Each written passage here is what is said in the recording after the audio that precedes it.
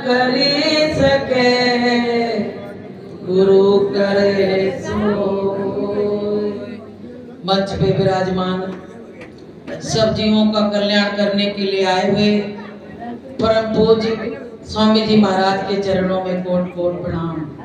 सत्संग में आए हुए दूर दराज से महाराष्ट्र की संगत और यहाँ के सारे प्रेमी पिता भाई बहन सभी को प्यार भरा सादर सप्रेम जय होते।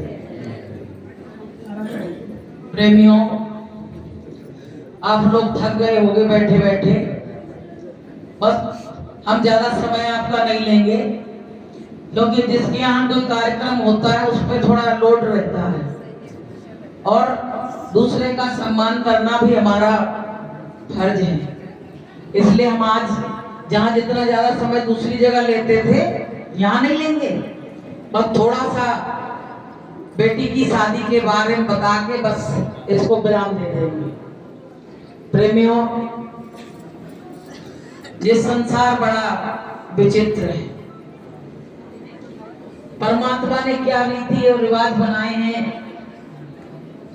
कि जैसे कोई पौधा लगाते हैं तो उसकी देख रेख कितनी की जाती है तब वो एक वृक्ष बन के तैयार होता है।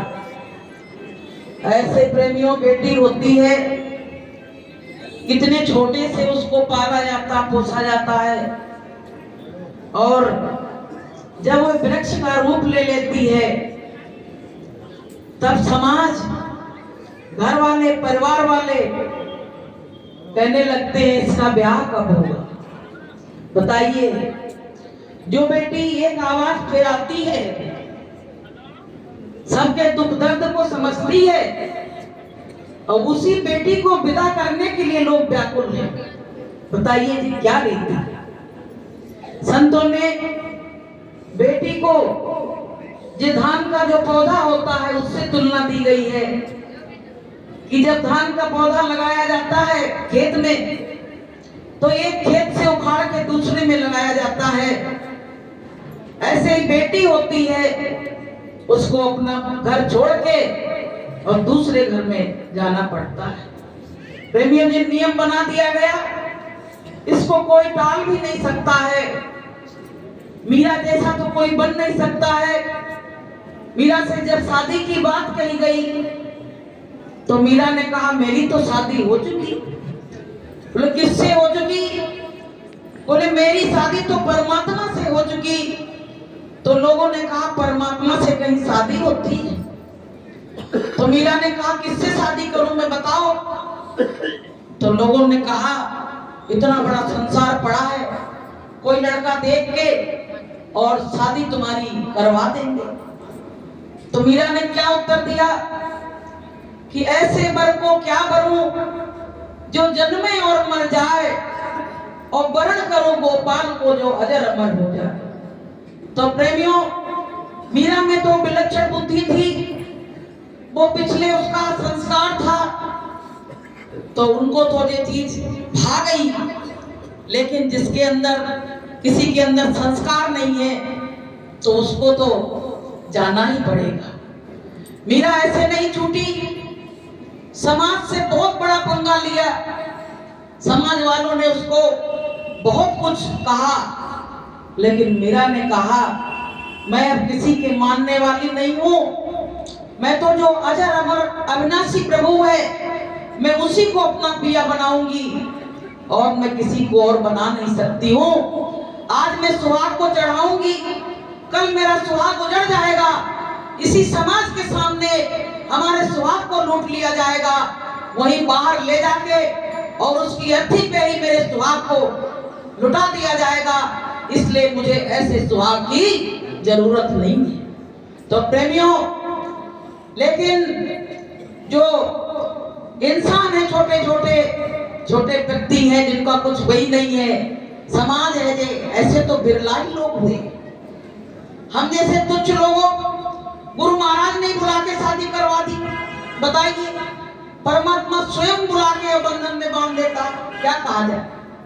तो प्रेमियों, कहा गया है कि ओस की बूंद होती है बेटियां और जब भी दर्द हो तो रोती हैं बेटियां, और बेटा तो एक कुल की लाज निभाता है और दो दो कुलों की लाज निभाती हैं बेटियां। बोलिए प्रेम से।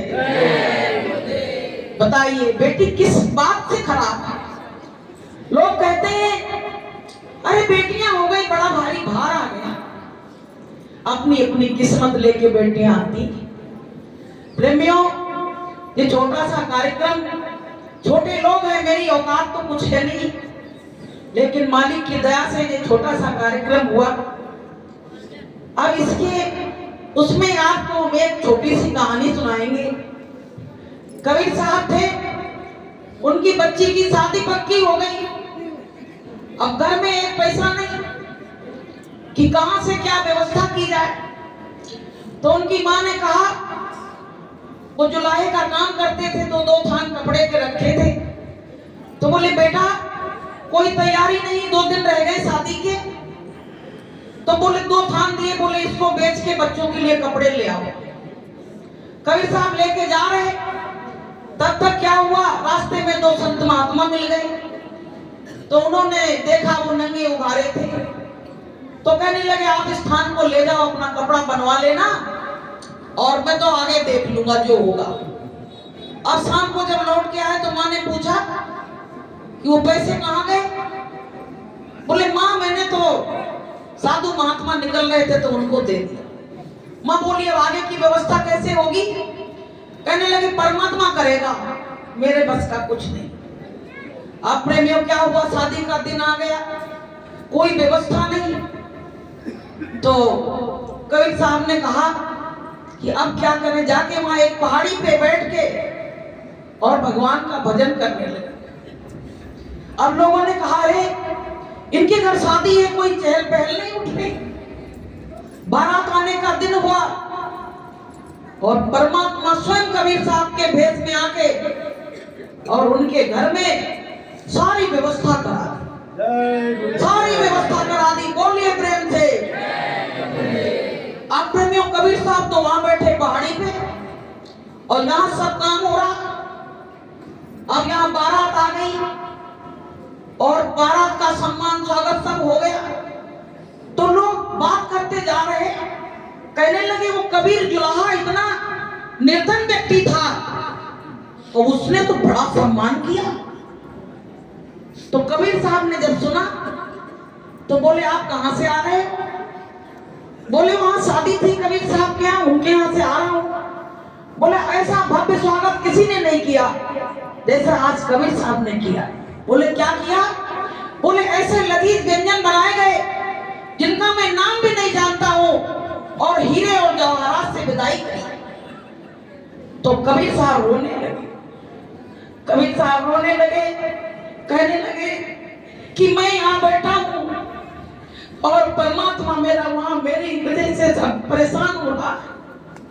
तो कबीर साहब को बर्दाश्त नहीं हुआ तो घर पे आए। जैसे घर पे आए पत्नी ने कहा तुम नहा लो, बेटी की विदाई होने जा रही है। तो कबीर साहब ने कहा, बोले कुछ सुबह से तुम लगे हो काम में, नहा धो लो।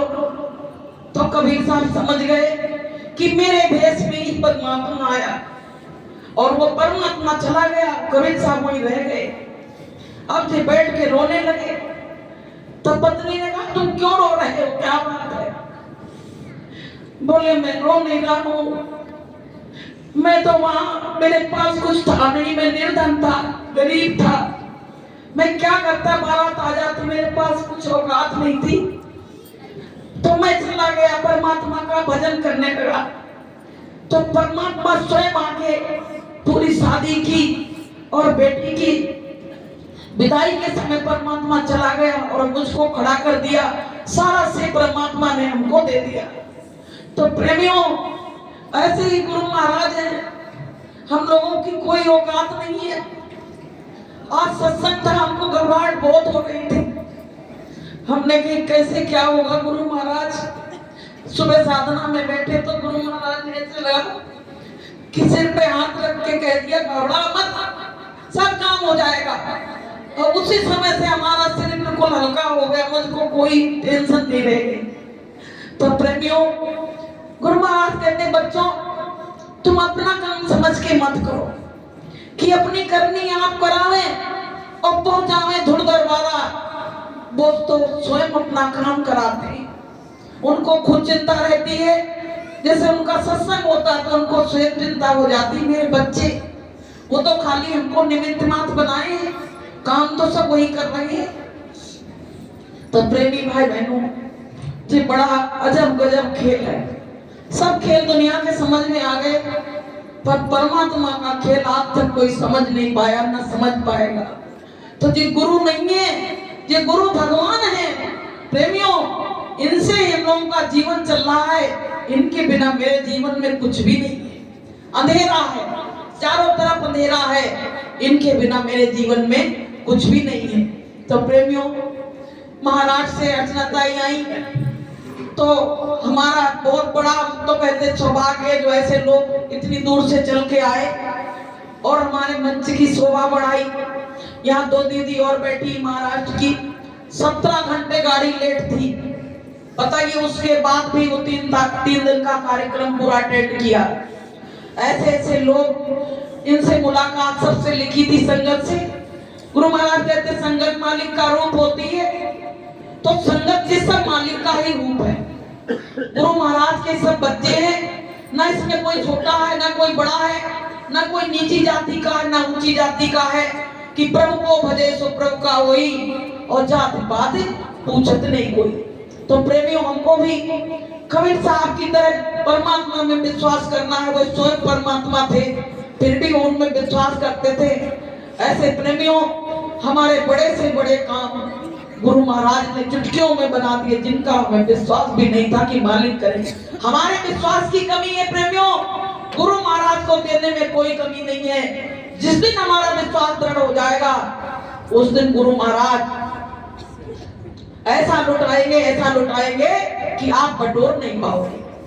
तो प्रेमियों, शादी के दिन नजदीक आते चले जा रहे हैं। अब 31 तारीख थी, आज 5 तारीख हो गई। अब क्या है, कितना समय बचा? अब बेटी पराई हो जाएगी, चली जाएगी, और जाने के बाद कोई अधिकार किसी का नहीं रहता। बेटी गई, उसका अधिकार खत्म। तो प्रेमियों, ये रीति बनाई गई है कि दूसरे की बहू को लाओ, बेटी को लाओ, और अपनी बेटी दूसरे को दो। तो सीने पे पत्थर रख के आदमी अपनी बच्चियों को विदा करता है। उसके लिए हम एक लाइन की वो लिख के लाए, आपको सुनाएंगे।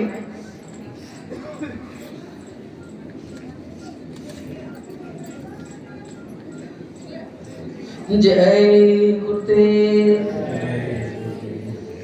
एक दिन मिल के बिछड़ जाएंगे, कैसी ये दुनिया की रीत है, हाँ रीत है।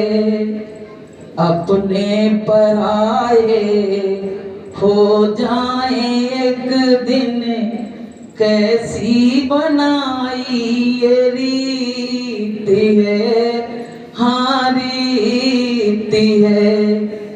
एक दिन मिल के बिछड़ जाएंगे हम, कैसी ये दुनिया की रीत है, हाँ रीत है। तो प्रेमियों, बहुत बड़ा, कभी कभी सोचो, जिस दिन से बात पटकी हुई है, रात में आंख खुल जाती तो लगता है सुबह अच्छी नहीं लगती है, क्योंकि समय नजदीक आता चला जाए, माया मोह में, संसार में फंसा दिया गया है। गुरु महाराज कहते हैं कि मोह महादुख रूप है, ताको मान विचार, और प्रीत जगत की छोड़ दे, तब पावे कुछ सार। अब सार मिलेगा कहां से? मोह तो इतना समाया हुआ है, तो सार मिलेगा कहां से? इसलिए प्रेमी भाई बहनों, हमको सबको जो नियम है उसको तो फॉलो करना ही पड़ेगा, और गुरु महाराज के चरणों में ही रख के सब कुछ करो, जैसा भी हो। बस परमात्मा से यही कहेंगे कि ये परमात्मा, इस बच्चे ने संगत की बड़ी सेवा की। हर गुरुवार को सुबह सुबह मेरे पास आ जाती, क्या काम है क्या है, सारा काम करती, यहाँ तक कि 5-6 बजे तक का कार्यक्रम निपटवा के तब वो जाती। तो हम उससे कहते थे, बेटा तुम संगत की सेवा कर रही हो, तुमको भी अच्छा घर मिलेगा। ज्यादा की तमन्ना रखना नहीं, पर अंडा मांस शराब वाला घर ना हो, छोटी कमाई हो फिर भी उसमें सब्र शांति से रहना। संस्कार जैसे बच्चों को दिए जाते हैं वैसे रहते। बड़ी सब्रदार बच्ची है। ये कहेंगे परमात्मा इसको कभी आंखों में आंसू ना आए, हमेशा अपने घर में जाके खुश रहे और अपने यहाँ के संस्कारों को ले जाके अपने घर में उड़ेल दे और वो घर भी जय गुरुदेव का घर बन जाए, ऐसा हमारा विचार है।